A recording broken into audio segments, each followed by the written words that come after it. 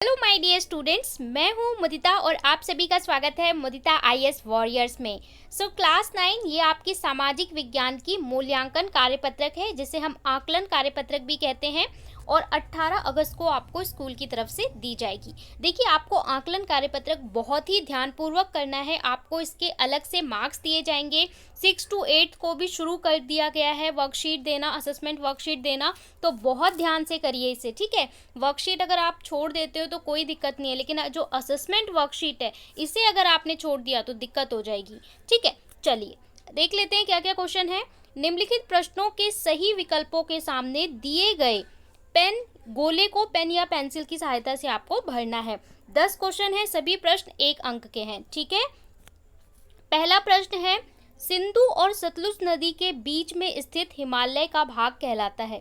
जो हमारा सिंधु और सतलुज नदी है, देखिए जो भारत का आप देखोगे ना तो ये हमारा क्या है, पूरब, ये पश्चिम, ये उत्तर और ये होता है दक्षिण। तो यहाँ से जो नदियाँ निकलती हैं और हमारा जो पर्वत क्षेत्र है उसको हमने पढ़ा था ना भारत का भौतिक स्वरूप में। तो यहाँ पे आपको बोल रहा है कि जो सिंधु नदी और सतलज नदी, इनके बीच का जो हिमालय आता है, हिमालय को भी हम अलग अलग भागों में बांटते हैं ना, तो इसके बीच का जो क्षेत्र आता है उसे हम क्या कहते हैं। तो ये हमने पढ़ा था, पंजाब हिमालय, नेपाल, कुमाऊं, ये इनमें से कोई नहीं। सो इसका आंसर करेक्ट ए होगा, पंजाब हिमालय। आपको याद होना चाहिए, हमने वर्कशीट में भी इस चीज को पढ़ा था, पंजाब हिमालय एग्जैक्ट नाम, ठीक है। सिंधु और सतलज के बीच की जो इस नाम होता है वो पंजाब हिमालय। दूसरा है, निम्नलिखित में से हिमालय की किस श्रेणी को वृहद हिमालय के नाम से जाना जाता है। वृहद हिमालय, जो हिमालय क्षेत्र है इसको अलग अलग भागों में बांटा हुआ है, तो वृहद हिमालय किसे बोलते हैं। हिमाचल की श्रेणी को, शिवालिक को, हिमाद्री को या कोई नहीं। इसके लिए सही उत्तर होगा बी, यानी हिमाद्री श्रेणी को। तो हिमाद्री श्रेणी को हम क्या बोलते हैं, हिमाद्री श्रेणी को हम बोलते हैं वृहद हिमालय। तो फर्स्ट के लिए ए और सेकंड के लिए क्या हो गया है, बी हो गया है। तीसरे प्रश्न में बोल रहा है, पश्चिम घाट का सर्वोच्च शिखर, जो हमारा पश्चिमी घाट है इसका सर्वोच्च शिखर क्या है, किस नाम से जाना जाता है।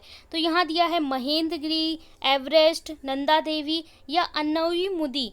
तो ये आपका क्या होगा, सी, यही वाला आपका क्या है, करेक्ट आंसर है क्वेश्चन नंबर 3 के लिए। चौथे में आपको बोला है, पुरानी जलोढ़ मैदान को यहाँ पे परिभाषा ही सीधे सीधे दे रखी है कि पुराने जलोढ़ मैदान के मैदान को वेदिका जैसी आकृति जो बनाता है उसे हम क्या बोलते हैं, ठीक है। तो यहाँ पे क्या कहलाता है, तो यहाँ पे बोल रहा है भावर कहलाता है, बांगर कहलाता है या भांगर कहलाता है, या इनमें से कोई नहीं।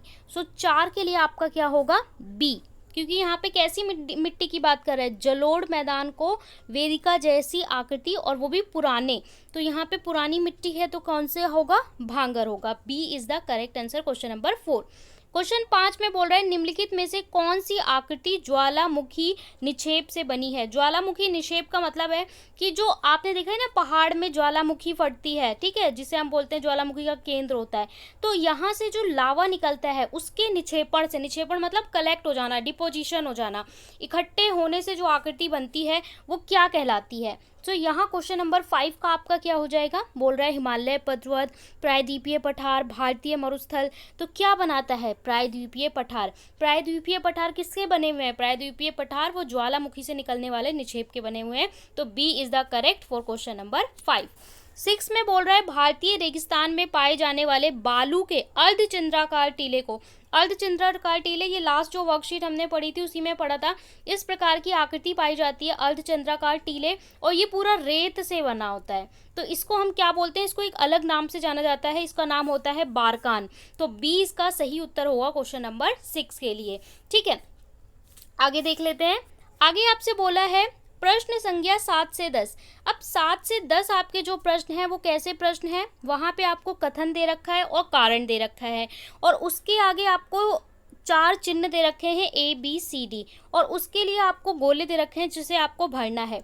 अगर आपका कथन और कारण दोनों सही है और सही व्याख्या कर रहा है कथन का कारण का, तो आप ए को चुनेंगे, ठीक है। आपके पास 2 स्टेटमेंट होगी, 1 स्टेटमेंट 2 स्टेटमेंट। अगर दोनों ही सही हो और जो आर है, पहले को हम ए बोलेंगे, दूसरे को आर बोलेंगे, तो ये हमारा कथन होगा, ये कारण यानी रीज़न होगा। अगर रीज़न सही बता रहा है तो हम क्या चुनेंगे, ए चुनेंगे। अगर हमारे दोनों सही है लेकिन रीज़न गलत है तो हम बी चुनेंगे।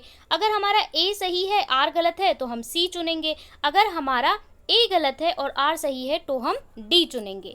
तो इसी प्रकार से हमें 7, 8, 9, 10 के उत्तर देने हैं। 7वें में आपसे क्या बोल रहा है, 7वें में आपसे बोल रहा है पूर्वी तटीय मैदान अपेक्षाकृत अधिक चौड़े हैं। कैसे, अधिक चौड़े हैं पूर्वी तटीय मैदान, तो ये चीज़ सही है। दूसरा बोल रहा है यहाँ कई नदियाँ डेल्टा बनाती हैं, बहुत सारी नदियाँ यहाँ पे गिरती हैं और क्या बनाती हैं, डेल्टा का निर्माण करती हैं, इसी कारण ये चौड़े हैं। तो ये भी सही है, ये भी सही है, मतलब कथन भी सही है, कारण भी सही है और कारण कथन का सही व्याख्या कर रहा है। तो 7 के लिए हमारा क्या हो जाएगा, ए बी सी डी में से तो यहाँ पे हमारा हो जाएगा ए, यानी कि जो ये वाला ऑप्शन है ये सही होगा। इसके बाद हमारा 8वें में बोल रहा है, आगे देख लेते हैं। 8 में बोल रहा है रेगिस्तानी इलाकों में विरल वनस्पति पाई जाती है। तो विरल वनस्पति मतलब बहुत ही मुश्किल से वनस्पति पाई जाती है, तो ये सही है। रेगिस्तान इलाकों में अल्प वर्षा होती है, तो ये भी सही है कि वहाँ पे जो वनस्पति है बहुत कम पाई जाती है, और किसके कारण, क्योंकि वर्षा कम होती है। तो इसके लिए भी आपका क्या हो जाएगा, इसके लिए भी आपका ए ऑप्शन हो जाएगा। 9th में बोल रखा है भारत का उत्तरी मैदान सघन जनसंख्या वाला है, मतलब यहाँ पे बहुत सारे लोग इकट्ठे होकर रहते हैं, ज़्यादा जनसंख्या यहाँ पे पाई जाती है। भारत का उत्तरी मैदान सपाट और नदियों द्वारा लए गए जलोढ़ मैदान मिट्टी से बना है। जलोढ़ मिट्टी से बने होने के कारण ये मैदान बहुत ज़्यादा उपजाऊ है, मिट्टी उपजाऊ है, तो यहाँ पे फसल अच्छी होती है, इसलिए लोग ज़्यादा बसे हुए हैं। तो इसके लिए भी हमारा क्या हो जाएगा, ए, मतलब 7 के लिए भी ए, 8 के लिए भी ए, 9 के लिए भी ए। 10 में बोल रहा है भारत का पठारी भाग खनिजों के मामले में समृद्ध है। तो यहाँ पे आपसे बोल रहा है कि ये खनिजों के मामले में समृद्ध है, और दूसरा बोल रहा है भारत का प्रायद्वीपीय पठार नदियों द्वारा लाए गए जलोढ़ से बना हुआ है। तो प्रायद्वीपीय पठार क्या जलोढ़ मिट्टी से बना है, नहीं, तो ये गलत है, ये सही है। तो ऐसे में क्या होता है, तो अगर आपका कथन सही है और कारण गलत है तो हमारा क्या होता है, सी होता है। तो यहाँ पे आपका ऑप्शन हो जाएगा सी, यानी कि हमारा 7 के लिए हो जाएगा ए, 8 के लिए हो जाएगा ए, 9 के लिए हो जाएगा ए और 10 के लिए हो जाएगा सी।